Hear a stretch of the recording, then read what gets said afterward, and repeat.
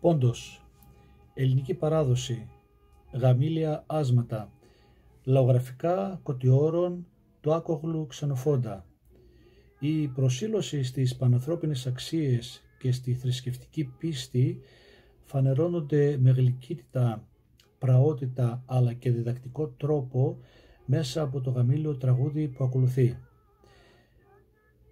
Είναι ηχογράφηση του Φάρου Ποντίων, του Στάθη Ευσταθιάδη, τραγουδά η Μαρία Ευσταθιάδου. Καλή ακρόαση.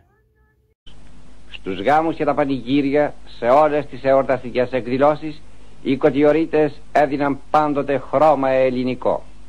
Η πίστη τους στα έθιμα του γάμου ήταν και παραμένει ακλόνητη. Η νύφη καλωσορίζεται στο σπιτικό του γαμπρού ως πανέμορφη κυρά, σύμφωνα με το σχετικό άσμα του ανώνυμου λαϊκού ποιητή που θα ακούσετε αμέσως.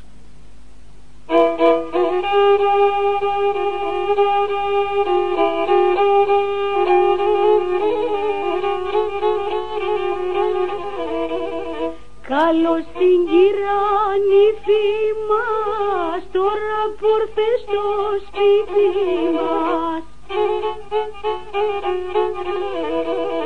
Κορίτσι μα την πεθερά, σαν να είναι μάνα και κύρας.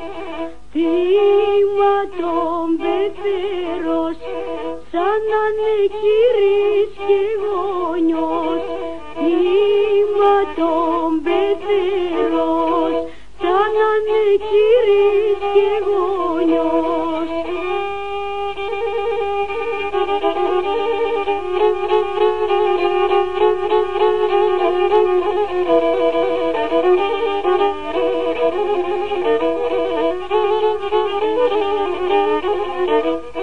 Θύμα και τα αδέλφια σου, σαν να ήταν τα αδέλφια σου. Θύμα και τη γειτόνια σου, για να χαιρετεί η μάμα σου.